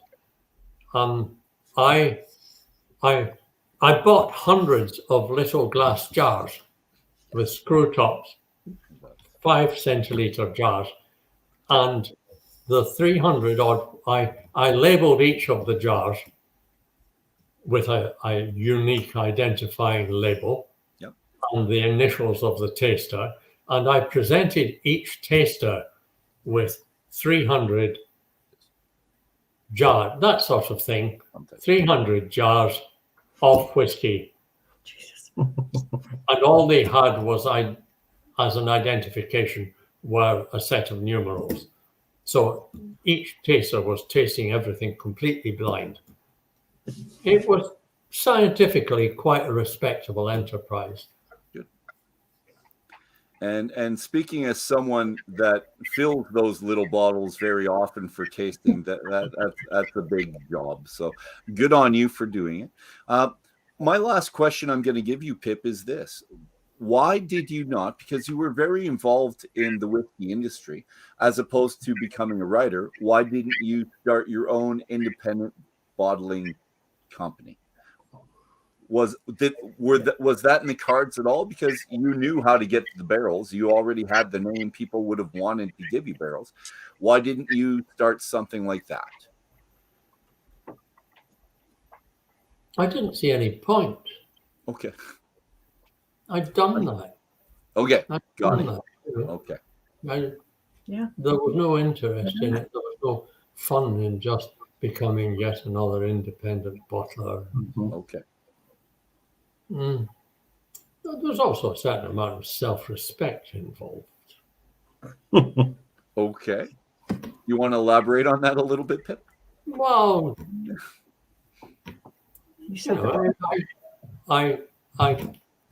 I came in to the whiskey industry, took their finest product, brought it to the market where no one imagined there could be a market, right. Created the market. You know, it's a hard act to follow. You set the bar. Exactly. You did what you wanted to do. There's no need to do it again. Yeah, sure. All right. You ended on a high note, and that's where we're going to end this one. Thank you very much. I had other things to do. Let's go our last round of questions or comments. So I'll do Gregory and then Rob and Kelly, and then finish off with Pip like we usually do. Last comments, Greg? Nothing from me. I've learned a lot. I'm going to enjoy more good whiskey. Looking forward to getting that book, and if I can't find it, I may have to borrow yours, Dolph. Yep. When you get it. And if I find another one, I'll just buy another one for you. How's that? Well, thank you very much, Pip, for doing this and talking with us, and pleasure to meet you, and wish you all the best. Thank you. Thank you, sir. Rob? I would.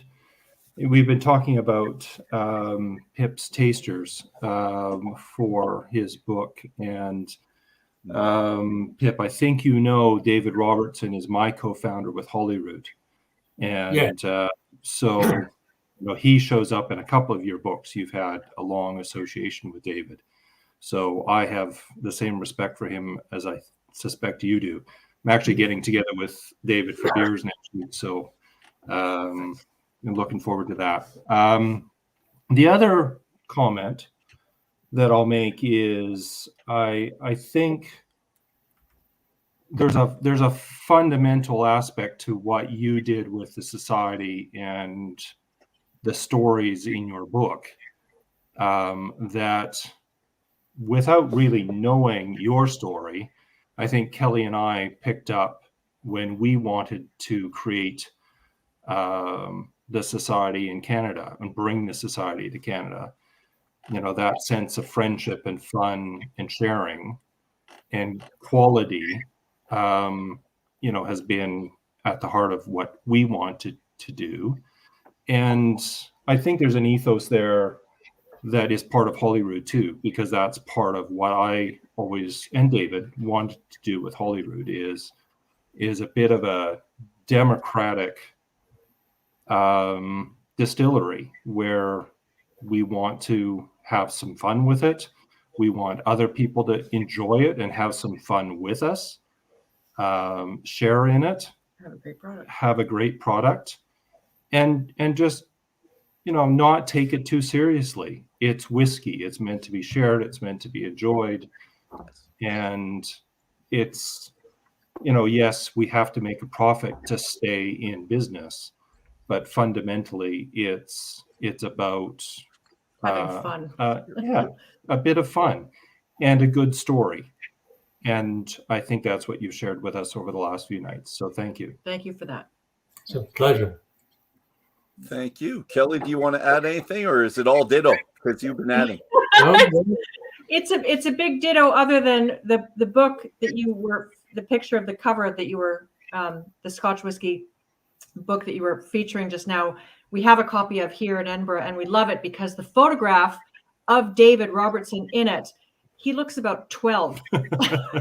And he does not look like that. There we go, the Scotch whiskey director. And we keep referring back to that because, like all of us.